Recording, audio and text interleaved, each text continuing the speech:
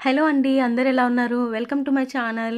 ఈరోజు మన వీడియోలో బెండకాయ ఫ్రైని చాలా ఈజీగా, అలాగే టేస్టీగా ఎలా తయారు చేసుకోవాలో చూసేద్దాము. నేనైతే దీనికోసం అర కేజీ బెండకాయలనైతే ఈ విధంగా కట్ చేసుకొని తీసుకున్నానండి. సో, ఇలా సన్నగా కట్ చేయడం వల్ల మనకేమవుతుందంటే క్రిస్పీగా అయ్యి మనకి తినేటప్పుడు టేస్ట్ అనేది చాలా బావుంటుంది. సో, దీనికోసం నేను స్టవ్ మీద కడాయి పెట్టుకొని ఇందులో ఆయిల్ వేసుకున్నాను. కొంచెం ఆయిల్ వేసుకొని అలాగే కొంచెం పల్లీలు వేసుకొని వేయించుకోవాలి. అవి వేగిన తర్వాత ఇప్పుడు ఇందులోనే జీలకర్ర, మినప్పప్పు, అలాగే పచ్చిశనగపప్పు, కరివేపాకు, ఎండుమిర్చి వేసుకోవాలి. కొంచెం ఆవాలు కూడా వేసుకోండి. సో, ఇవి బాగా ఫ్రై అయిపోయిన తర్వాత ఇప్పుడు ఇందులోనే కొంచెం ఒక హాఫ్ ముక్క ఉల్లిపాయ అనేది తీసుకోవాలండి. తీసుకుని కట్ చేసి వేసేసుకోవాలి. అవి కూడా బాగా ఫ్రై అయిన తర్వాత ఇప్పుడు మనం ఏదైతే కోసి పెట్టుకున్నామో బెండకాయ ముక్కల్ని అవి యాడ్ చేసేసుకోవాలి. బెండకాయ ఫ్రైని ఎప్పుడు రొటీన్‌గా కాకుండా ఇలా ఒకసారి ట్రై చేయండి. చాలా టేస్టీగా ఉంటుంది.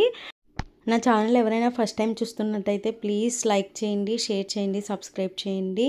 అలాగే నా ఛానల్ని సపోర్ట్ చేయండి.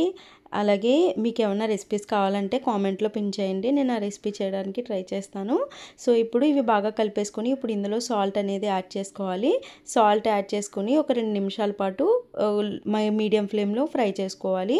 అలా ఫ్రై చేసుకున్న తర్వాత ఇప్పుడు ఇందులోనే కొంచెం పసుపు అలాగే కొంచెం కారం అనేది యాడ్ చేసుకోవాలి.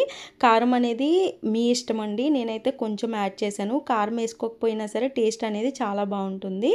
సో, 2 వేసేసుకున్న తర్వాత ఇప్పుడు మీడియం ఫ్లేమ్లో కొంచెం సేపు ఇలా ఫ్రై చేసుకోవాలి. ఇలా ఫ్రై చేయడం వల్ల మనకి ఏమవుతుందంటే జిగురు అనేది పోతుంది. మనకి మూత అయితే అసలు పెట్టకూడదండి. బెండకాయ ఫ్రై మీద మూత పెడితే ఏమవుతుందంటే వాటరు జిగురు ఒకటైపోయి మనకి లాస్ట్లో కూడా అసలు బాగా మెత్తగా అయిపోతుంది. క్రిస్పీనెస్ అనేది రాదు.